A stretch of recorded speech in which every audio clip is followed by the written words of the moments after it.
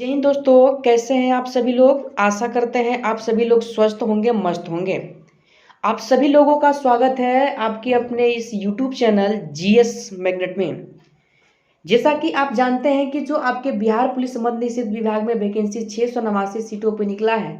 इस 689 सीट के लिए लगातार हम लोग जीके, जीएस और स्पेशल साइंस के प्रश्नों को एक एक करके प्रैक्टिस सेट के माध्यम से कवर कर रहे हैं। जो आज का यह आपका सेशन है वह जीके जीएस का प्रैक्टिस सेट नंबर 13 है। इसके पहले हम लोगों ने 12 प्रैक्टिस सेट जीके जीएस का और 11 प्रैक्टिस सेट स्पेशल साइंस के कवर किए हुए हैं। अगर आप सभी इन प्रैक्टिस सेट को नहीं देखे हैं तो इसी वीडियो के डिस्क्रिप्शन में लिंक दिया गया है, लिंक के सहारे भी जाकर के देख सकते हैं या प्लेलिस्ट के माध्यम से देख सकते हैं।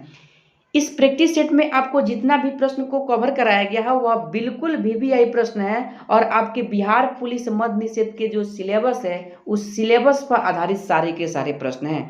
और पिछले महीने जो आपका बिहार पुलिस मद्य निषेध का एग्जाम हुआ था और उस एग्जाम में जो प्रश्न पूछे गए थे उसी प्रश्न पे आधारित यह सारे के सारे प्रैक्टिस सेट हैं, ठीक है ना।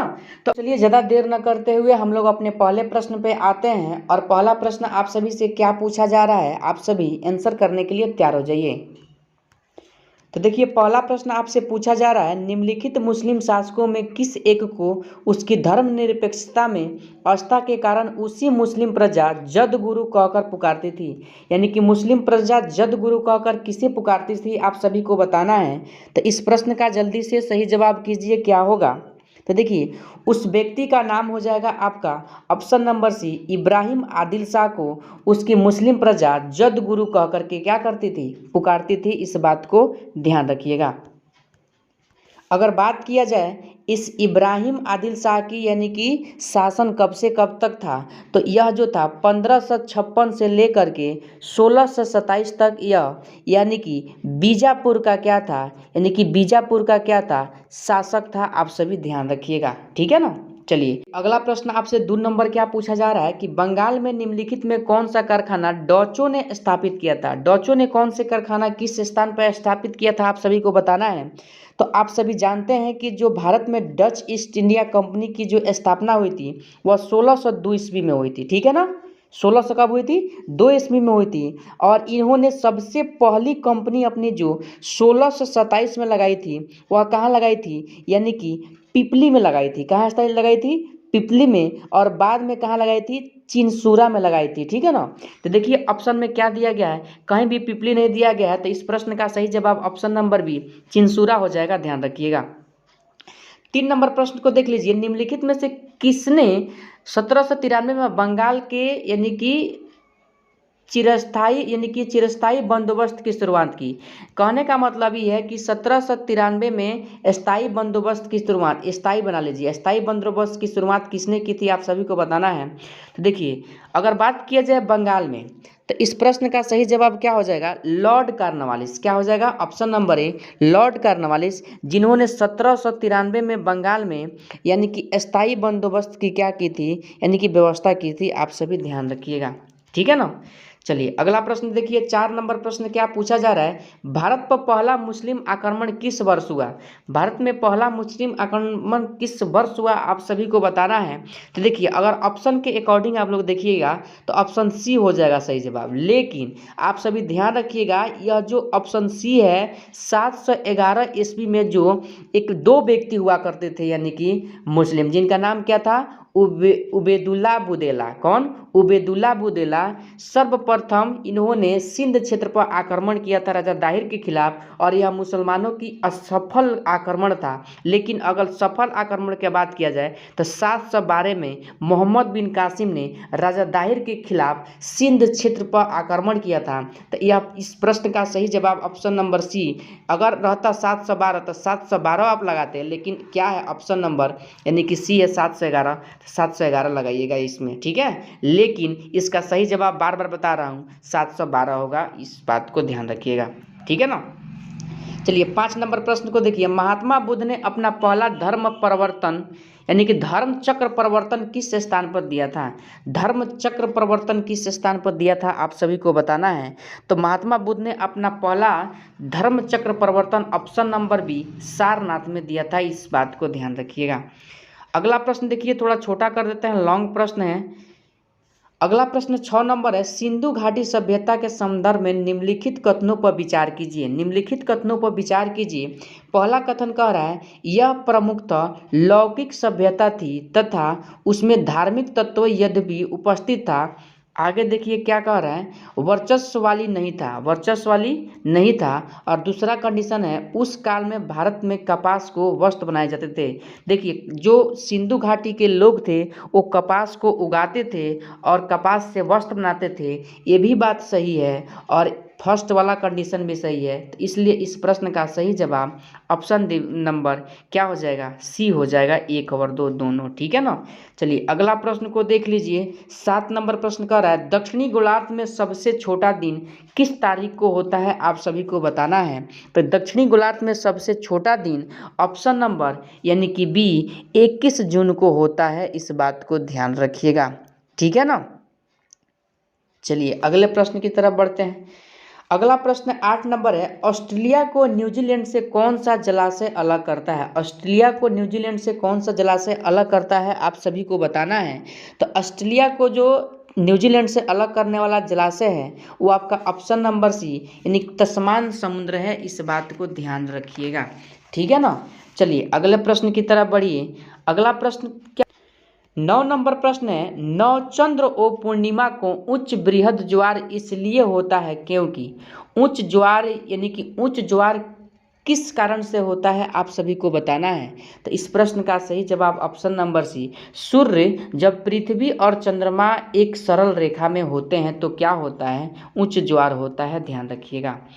10 नंबर प्रश्न को देखिए, निम्नलिखित में से कौन सा उच्चतम पर्वत शिखर गैर एशियाई है।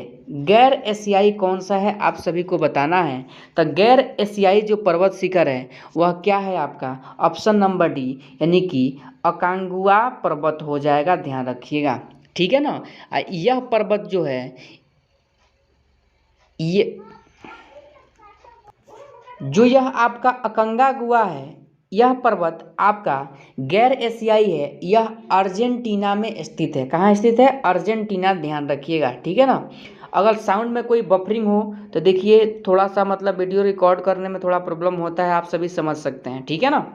चलिए 11 नंबर प्रश्न क्या है कि भारत का सबसे बड़ा एकल द्वीप सुदूरस्थ दक्षिण में कौन सा है। सुदूरस्थ दक्षिण में कौन सा है, आप सभी को बताना है। तो 11 नंबर प्रश्न का सही जवाब option number D great Nicobar द्वीप समूह हो जाएगा। ठीक है ना। चलिए 12 नंबर प्रश्न को देखिए, नदी द्वीप कौन है। नदी द्वीप कौन है, आप सभी को बताना है। तो नदी द्वीप जो है वो ऑप्शन नंबर सी यानी कि माजुली द्वीप है और माजुली द्वीप ब्रह्मपुत्र नदी पर बनाया गया है और यह असम में स्थित है। ठीक है ना। यह कहाँ स्थित है, असम में स्थित है, आप सभी ध्यान रखिएगा। ठीक है ना। चलिए 13 नंबर प्रश्न को देखिए, 19वीं शताब्दी के मध्य में औद्योगिक क्रांति के दौरान यानी कि मैनचेस्टर में श्रमिकों को औसत जीवन अवधि कितनी थी। औसत जीवन अवधि कितनी थी, आप सभी को बताना है। तो 13 नंबर प्रश्न का सही जवाब ऑप्शन नंबर यानी कि ए 17 वर्ष हो जाएगा, ध्यान रखिएगा। ठीक है। 14 नंबर प्रश्न को देखिए, डैश लेखांकन के सिद्धांत के अनुसार व्यवसाय बना रहेगा और काम करता रहेगा तथा कोई अंतिम निर्धारित तिथि में नहीं होगी। यह किसके लिए है कथन, आप सभी को बताना है। तो 14 नंबर प्रश्न का सही जवाब आपका ऑप्शन नंबर सी सुनाम प्रतिष्ठान हो जाएगा, ध्यान रखिएगा। ठीक है ना। चलिए अगला प्रश्न देखिए 15 नंबर, अवमूल्यन का अर्थ है। अवमूल्यन का अर्थ क्या होता है, आप सभी को बताना है। तो अवमूल्यन का जो अर्थ होता है आपका ऑप्शन नंबर सी अन्य देशों की मुद्रा की तुलना में घरेलू मुद्रा का मान कम करना। ठीक है ना। चलिए अगले प्रश्न को देख लीजिए। अगला प्रश्न आपका क्या है, 16 नंबर, थोड़ा छोटा कर देते हैं। यह प्रश्न कह रहा है, भारत में कृषि और संबंधित कार्यकलापों को निम्नलिखित किसके द्वारा सबसे अधिक उधार प्रदान किया गया है। सबसे अधिक उधार प्रदान किया गया है। तो ऑप्शन नंबर बी वाणिज्यिक बैंक हो जाएगा, ध्यान रखिएगा। ठीक है ना। चलिए अगला प्रश्न देखिए। अगला प्रश्न आपका 17 नंबर, निम्नलिखित में से कौन सा संगठन भारत में सभी जिलों के लिए ग्रामीण उधार योजनाएं तैयार करता है? ग्रामीण उधार योजनाएं तैयार करता है, आप सभी को बताना है। तो 17 नंबर प्रश्न का सही जवाब आपका ऑप्शन नंबर बी नाबार्ड हो जाएगा, ध्यान रखिएगा। ठीक है ना, नाबार्ड हो जाएगा, ध्यान रखिएगा। चलिए अगले प्रश्न पे आइए। अगला प्रश्न देखिए 18 नंबर, निम्नलिखित में से कौन नागरिकता के अर्जन हेतु शर्तों को नियत करने के लिए सक्षम है? नियत करने के लिए सक्षम कौन होता है, आप सभी को बताना है। तो 18 का सही जवाब आपका ऑप्शन नंबर डी संसद। किसके पास पावर है? संसद के पास पावर है। किस अनुच्छेद के तहत? तो अनुच्छेद 11 के तहत। ठीक है ना, यानी कि संसद नागरिकता के नियम को संसद के द्वारा विधि के द्वारा विनिमय जिसे बोला जाता है। ठीक है ना, ध्यान रखिएगा इस प्रश्न को। अगर नागरिकता पूछा जाए किस भाग में आता है, तो भाग 2 में आता है, अनुच्छेद 5 से लेकर के 11 तक। ठीक है ना, चलिए अगला प्रश्न देखिए 19 नंबर, कौन सा मौलिक अधिकार अल्पसंख्यकों के हितों के संरक्षण की बात करता है? कौन सा मौलिक अधिकार है, आप सभी को बताना है। तो इस प्रश्न का सही जवाब आपका ऑप्शन नंबर डी सांस्कृतिक और शैक्षणिक अधिकार हो जाएगा, ध्यान रखिएगा। 20 नंबर प्रश्न कर रहा है पेडोलॉजी किसका विज्ञान है? पेडोलॉजी में किसका अध्ययन किया जाता है? मैंने साइंस के प्रश्नों सेशन में इसको कवर कराया है। तो पेडोलॉजी जो है ऑप्शन नंबर ए मिट्टी का अध्ययन क्या कहलाता है? पेडोलॉजी कहलाता है, ध्यान रखिएगा। 21 नंबर प्रश्न को देखिए, पोषण नाल के किस भाग में पित्त स्रावित होता है? पोषण नाल के किस भाग में पित्त स्रावित होता है, आप सभी को बताना है। तो यह ग्रहणी से होता है, ध्यान रखिएगा। ठीक है ना, चलिए अगला प्रश्न देखिए 22 नंबर, लार में पाए जाने वाला लार इमाइजेन किसको पचाकर उसे मल्टोज यानी कि डाइसेकेराइड में परिवर्तित कर देता है? डाइसेकेराइड में किसको पचाकर परिवर्तित कर देता है? तो इस प्रश्न का सही जवाब आपका ऑप्शन नंबर डी हो जाएगा, मंड। ठीक है ना, चलिए अगला प्रश्न देखिए 23 नंबर, वर्णधाता व्यक्ति किस रंग में भेद नहीं कर पाता है? वर्णधाता व्यक्ति किस रंग में भेद नहीं कर पाता है, आप सभी को बताना है। तो ऑप्शन नंबर बी लाल और सफ़ेद। ठीक है ना, ध्यान रखिएगा। अगला प्रश्न देख लीजिए 24 नंबर, निम्नलिखित में से कौन सी बात अनावृतबीजी के बारे में सच नहीं है? अनावृतबीजी के बारे में सच नहीं है, आप सभी को बताना है। तो इस प्रश्न का सही जवाब ऑप्शन नंबर बी संवहनी बंडल अनुपस्थित होते हैं। ठीक है ना, चलिए 25 नंबर प्रश्न को देखिए, पाइनस का पेड़ डैश का एक उदाहरण है? पाइनस का पेड़ किस वर्ग का उदाहरण है, आप सभी को बताना है। तो 25 का सही जवाब आपका यानी कि जिम्नोस्पर्म का उदाहरण है, ध्यान रखिएगा।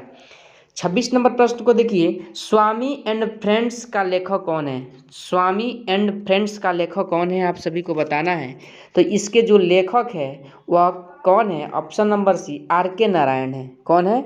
आर के नारायण है। ठीक है ना, चलिए 27 नंबर प्रश्न पे आते हैं, निम्नलिखित में से किसने सबसे पहले टेस्ट मैचों में 2 तिहरे यानी कि 2 तिहरे शतक बनाए? किसने 2 तिहरे शतक बनाए, आप सभी को बताना है। तो option number D Brian Lara ने। किसने? ब्रायन लारा ने, जो वेस्ट इंडीज़ के क्या है? खिलाड़ी थे, सॉरी खिलाड़ी है। ठीक है ना, चलिए 28 नंबर प्रश्न को देखिए, भारतीय संविधान का अनुच्छेद 39 के ए समान न्याय और निःशुल्क कानूनी सहायता किससे संबंधित है? किससे संबंधित है, आप सभी को बताना है।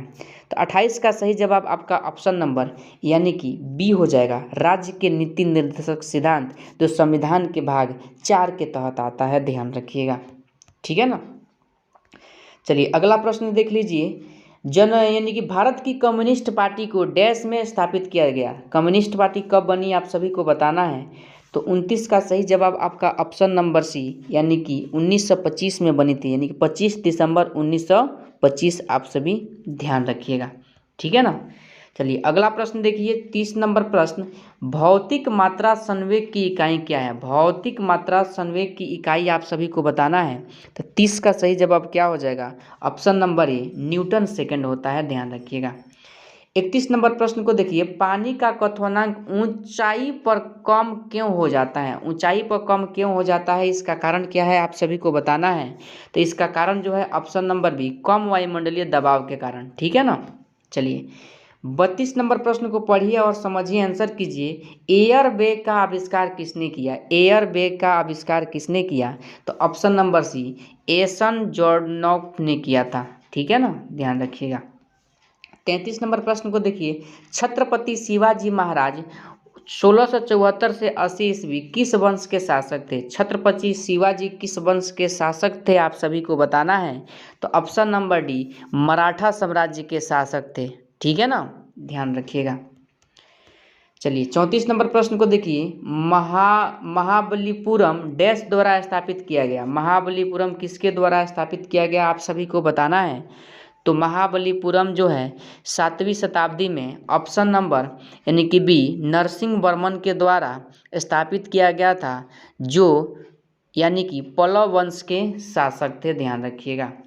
35 नंबर प्रश्न को देखिए, माले डैश की राजधानी है? माले किसकी राजधानी है, आप सभी को बताना है। तो ऑप्शन नंबर बी, मालदीव की राजधानी है। ध्यान रखिएगा। 36 नंबर प्रश्न, नहरों का देश किसे कहते हैं? नहरों का देश किसे कहते हैं? तो ऑप्शन नंबर बी, पाकिस्तान को कहते हैं। ध्यान रखिएगा। 37 नंबर प्रश्न को देखिए, एक्वाइड्रन लीडर भारतीय डैश का एक पद है? फिर से समझिए प्रश्न को, स्क्वाड्रन लीडर भारतीय डैश का एक पद है, किस प्रकार का पद है, आप सभी को बताना है। तो 37 का सही जवाब आपका ऑप्शन नंबर सी, वायुसेना का पद है। ध्यान रखिएगा। 38 नंबर प्रश्न को देखिए, निम्नलिखित में से कौन सी ग्रीन हाउस गैस या ऐसी गैस जो ओजोन परत को नुकसान पहुंचाती है? तो इसके लिए सबसे जिम्मेदार कारक क्या है? CFC गैस हो जाएगा, ऑप्शन नंबर बी। ध्यान रखिएगा, जिसे हम लोग क्लोरोफ्लोरोकार्बन कहते हैं। 39 नंबर प्रश्न को देखिए, किस प्रकार का रोगजनक जल जनित रोग टाइफाइड बुखार का कारण बनता है? किस प्रकार का जल टाइफाइड बुखार का कारण बनता है? तो इस प्रश्न का सही जवाब क्या होगा, आप जल्दी से बताइए। ऑप्शन नंबर डी, बैक्टीरियल जल हो जाएगा। ध्यान रखिएगा। ठीक है ना। चलिए 40 नंबर प्रश्न को देखिए, क्या पूछा जा रहा है, निम्नलिखित में से कौन सा उपाय एक राष्ट्र की संपत्ति में वृद्धि नहीं करेगा? राष्ट्र की संपत्ति में कौन वृद्धि नहीं करेगा, आप सभी को बताना है। स्टेटमेंट को पढ़िए और बताइए। तो ऑप्शन नंबर डी, सब्सिडी के रूप में करों का पुनर्वितरण करके। ठीक है ना। चलिए 41 नंबर प्रश्न को देख लीजिए। 41 नंबर प्रश्न देख लीजिए, न्यूमेरिकल प्रश्न है, इसको बना लीजिएगा आप। ठीक है, मैं इसका आंसर बता देता हूँ, आंसर कितना होगा।